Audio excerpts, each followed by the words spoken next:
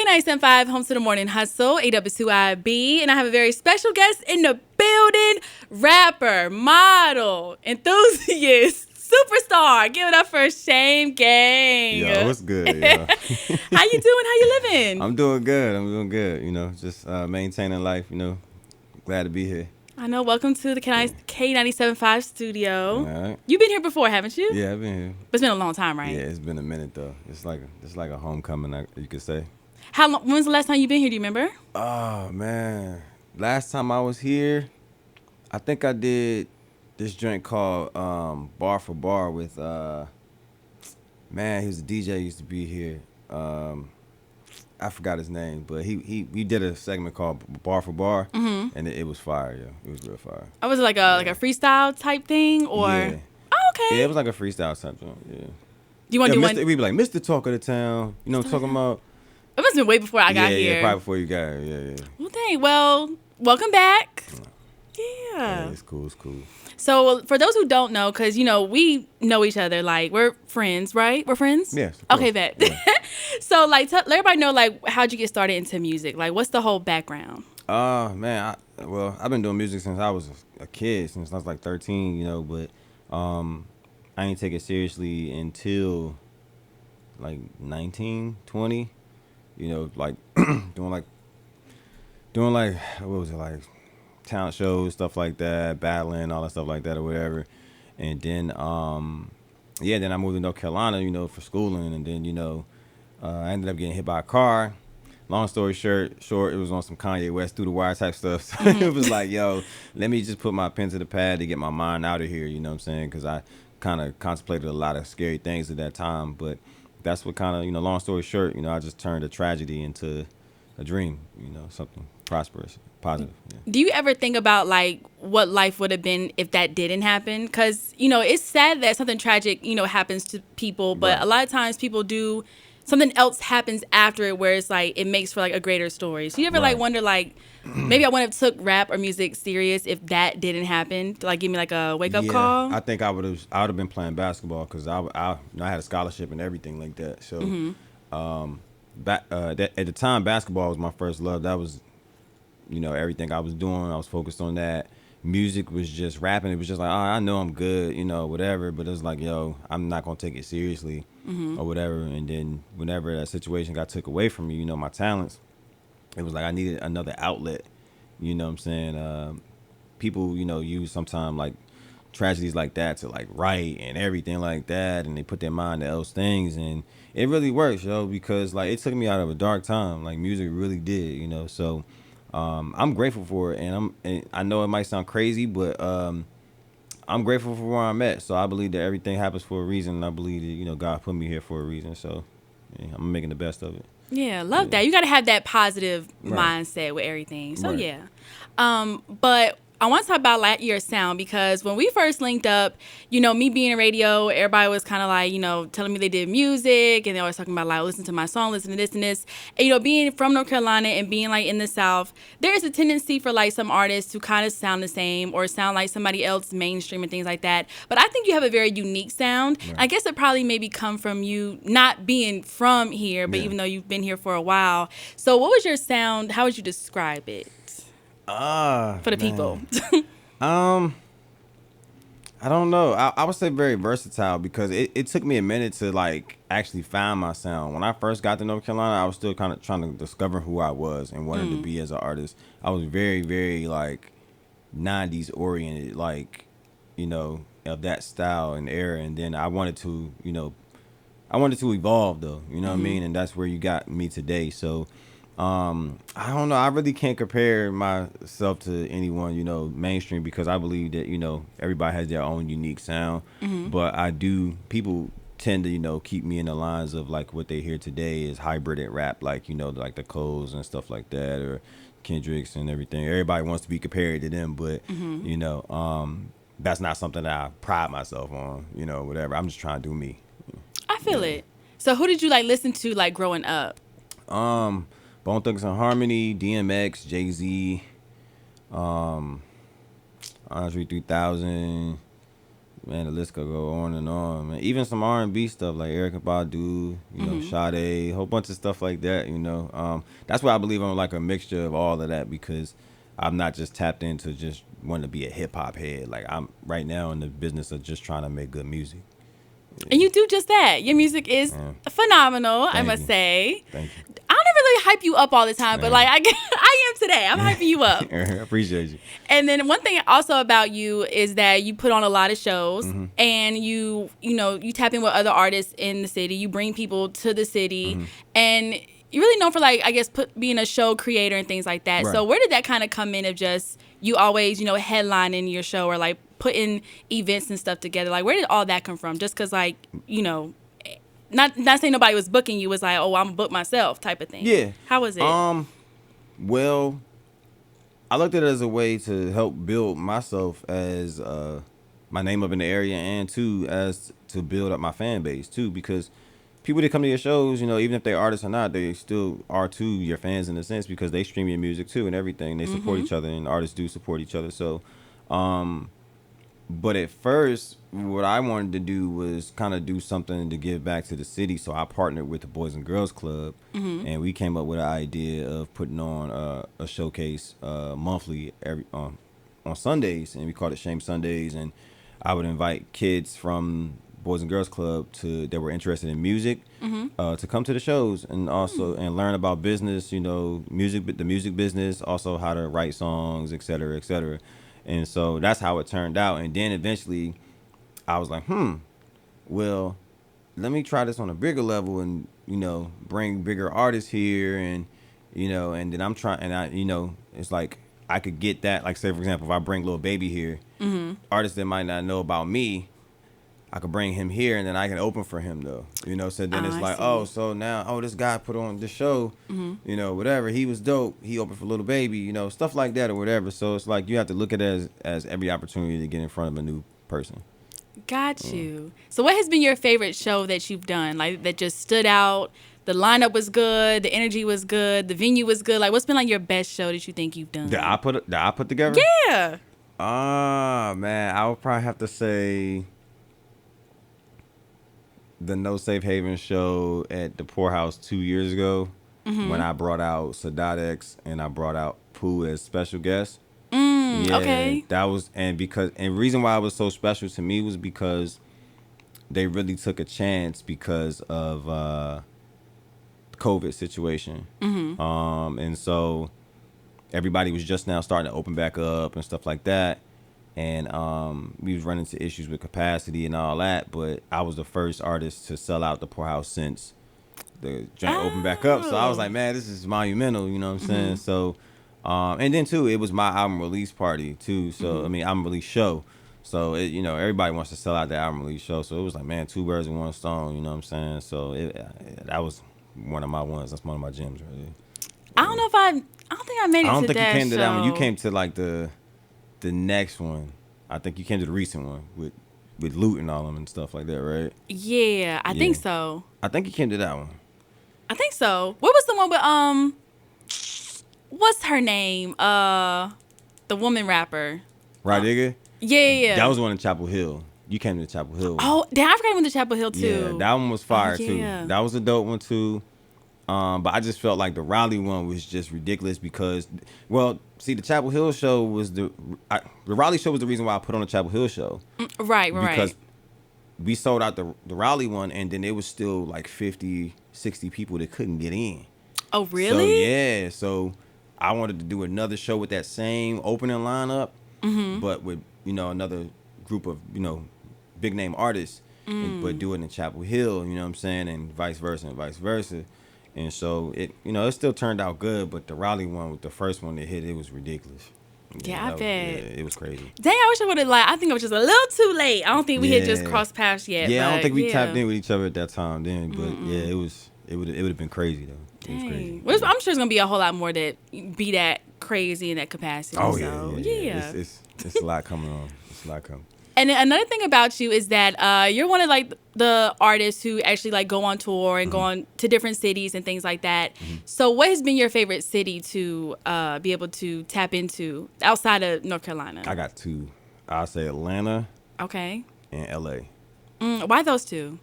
Man, just the energy. They just embrace you differently. Um, well, I like going to different cities anyway because they don't know you. You know what I'm saying? Performing in Raleigh and Charlotte and Durham is cool because I might know familiar faces. They know what they might gonna get probably. Yeah. Other places they might look like, who is this dude? He about to come on, open up for who? Yeah. And then, you wow them, and then it's like, man, you were, what I'm saying? And you stand out. Like, I love standing out so that way I can make somebody remember me. Because it's like, you really didn't come here to see me. You came here to Yeah. see Conway, or, what I'm saying? You came here to see Pooh or whatever. You're going to get me as a bonus, you know what I'm saying? So, yeah, but Atlanta and LA by far the best, to me. Yeah. If being an opening act somewhere that's not your city, I think it would have to be so nervous because when I go to like shows and like say that their show is here and yeah, they're bringing somebody that's not from Raleigh or Charlotte or whatever, that audience can get like boo or like what is this? Like I ain't jacking this. But sometimes they do like it, but Yeah. a lot of the time I've seen a lot of opening acts just everybody just boos them because I'm like, oh, we're just so rude. I But never had to boo. that's good. I've never got booed, but I've had. I mean, not. I've never got booed ever, but I've never had this effect recently. But I like where they just look at you like. Oh yeah. And that happened to me one time, and that was in Raleigh, and I was opening for Lil Baby and Yo Gotti at the Ritz. Oh okay yeah. And at that time, like I said, I wasn't doing the type of music I'm doing now that's very, what I'm saying, radio SK or whatever, trap beats, whatever. I was kind of doing a lot of like conscious Kendrick stuff. Ooh, You know what I'm saying? okay, So they yeah. was like, man, we here to hear Yo Gotti and Baby. We not trying to hear all that. So they was just Yeah. kind of looking like. Now, a few people when I got off was like, man, I was fire, man. Stuff like that. But yeah, I was like, but I never got the boo though. I got quiet. I got crickets before though. Would you rather take just the people looking at you, or would you rather take like the boo or like interaction? 'Cause I don't know what I would pick. Like people staring at me gets me nervous, but you booing, I'm like, maybe I could, do something with it. I think I'd rather take the staring because me like, if you staring at me, then I'm gonna want to like do something like not stare but stare at you back when I'm rapping or whatever the case may be. Like if they staring at me, then I'm gonna rap in your face. Like I might just look at a fan and come rap in their face and freestyle right in their face. Yeah. And then put them on blast too. Like Yeah, 'cause you gotta find somebody like to switch it or like kind of Yeah. change the energy. So yeah. Yeah, you gotta change it. What has been like a crazy story that like while on tour, like either with a fan or with another celebrity? Like what's something that like you couldn't believe like this was happening? Do you have any on the road stories? On the road stories. All right. Well. That's PG Yeah. and not R Yeah, R rated. Yeah. Well, when I went on tour with Wu Tang, all right, yeah, this was crazy. Okay, so I never met Meth at that time, so I wanted to meet him. So I was telling Raekwon and them, I was like, yo, man, I want to meet, Method Man. They was like, man, after the show or whatever. So we was in South Carolina at CCMB Amphitheater, and I just got off stage, and so. No, I'm sorry. They just got off stage, and it was pouring, raining crazy. And I was headed to, Method Man's room, to try to, talk to him, get a picture, meet him, introduce myself.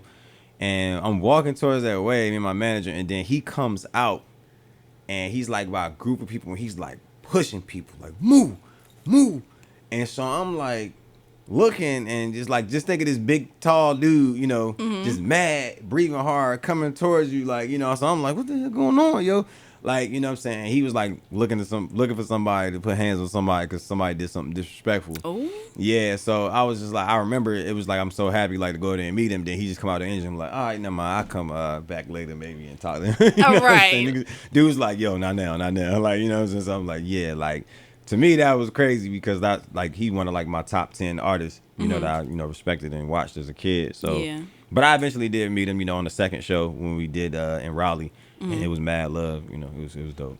Is he like real chill or like very chill? That's yeah. why it was crazy to see him act like that because I never seen him act like that. Even now, like what I'm saying, after knowing him a little longer, like he's always been a very chill dude. Like you would have to do something really, really bad for him to get like that. Oh yeah. Because he's usually cool with everybody. Yeah, I don't think I could live with myself if I made like Method Man mad or like on his bad side, because he does seem so cool and like Yeah, chill. he mad cool, so it's like you had to be on some dumb stuff for him to act that way towards you. You know what I'm saying? Because he probably one of the most genuine people I've met. Yeah.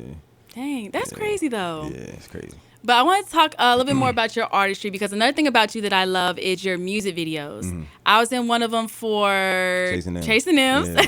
doing a little fast food clerk situation.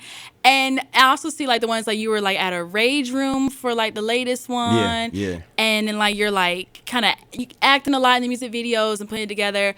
Is all your music videos like your creative mind of like you have all like the treatment plans like that you? I usually write them all. You know, but then I'll give it to my director, Dan, and we amplify it. You know what I'm saying? So we both collab on it, but it originally starts with me, you know what I'm saying, thinking of everything of how I want to do it, whatever.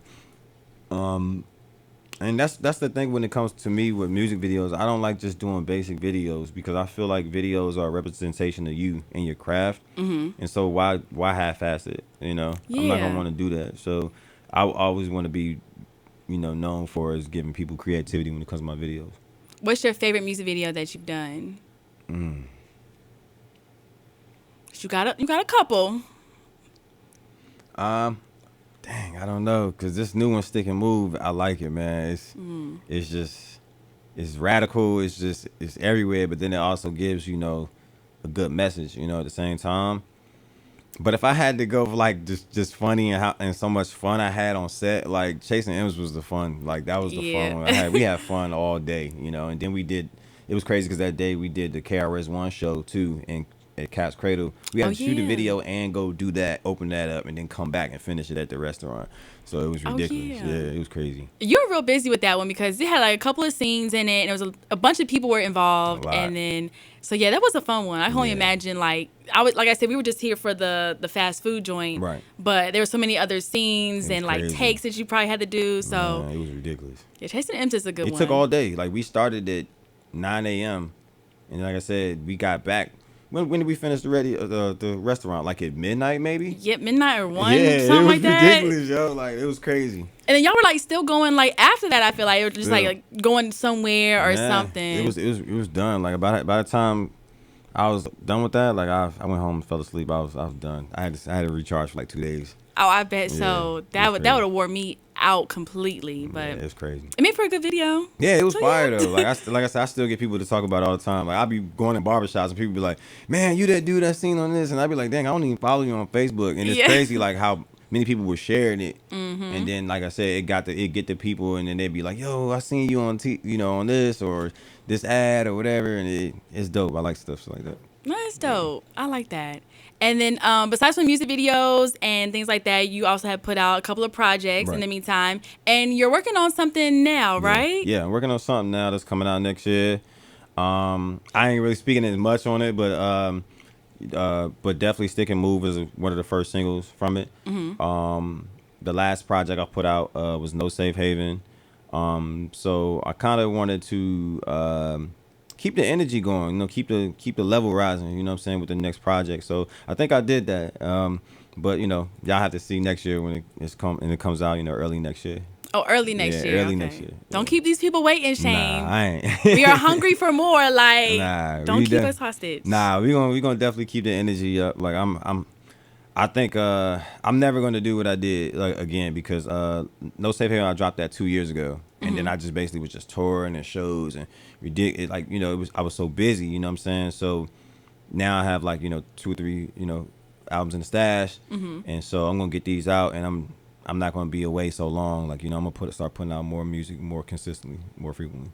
For sure. Yeah. Like I said, the year is wrapping up, and I think you had a really good 2022. And then with a project coming out in 2023, I'm sure it's going to like start a whole other, process of, touring again and, more features. And then Dreamville is big out here, so Dreamville opportunities. Oh, yeah. So what are you looking forward to the most in 2023? Like, what is something like you just got to do next year that maybe you haven't really done before, but you like, okay, this is the time, like, it's going to happen? I love to hit a Dreamville stage, but I mean, everybody wants to do that. I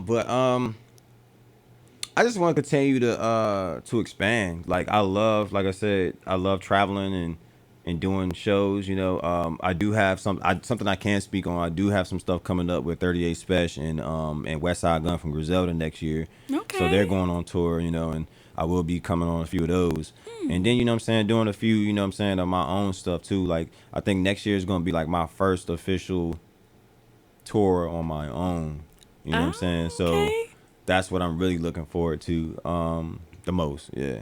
Well, dang, it's only gonna be busy next year. Yeah. You already been busy this year. You always doing something. Trying to stay busy because I can't sit still for real, and I feel like that's the number one thing is being an artist. It's independent. Like you have to like keep going, yo. Like the minute you stop, like the energy could change. Anything, Yeah. you know what I'm saying? Like I'm a firm believer in that. Like that's why like whenever I'm like writing music, I don't if I can't stop, like I'm not gonna stop. Like if I'm starting on a song and I got the energy, I'm writing it, and I write the first verse or whatever. If I stop and then come back to it the next day, it takes a lot for me to muster up that energy that I had the last day to write that song. You know what I'm Right. saying? So it's like you gotta think of your career the same way. Just keep going with it.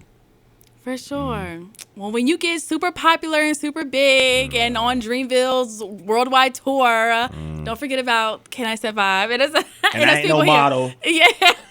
Get out of here. That's when I've been seeing your pictures. You be modeling. man. Yeah. I just got good style as this is sometimes. I just got a good style, good Oh, angle, good bone yeah, structure, yeah, right? That's it. Just good angles. Yeah. No model. Well, Shame, I appreciate you coming up to the studio and kicking it with me and talking about everything you got going on. But let everybody know where they can follow you, double tap you, know your music, watch your videos, stalk you, all that good Nah, stuff. man, I appreciate you having me for real, for real. You can follow me everywhere at iamshamegang. That's on YouTube. That's on Instagram, Facebook. You type in Shame Gang, it's gonna pop up. So like, you know, definitely stay in tune with me. We got a lot of great things that's coming out next year and I'm excited about. For sure. Well, I can't wait to see it. And let me know what's going on because I want to be the first to know. Oh, you gonna be there. We already know. You know what I'm saying? Period. You getting that, you know what I'm saying? The media credentials, you know what I'm saying? You know how they go. Facts. Well, Shame, thank you so much. Thank you. And keep it locked to Kate 97.5. Hey.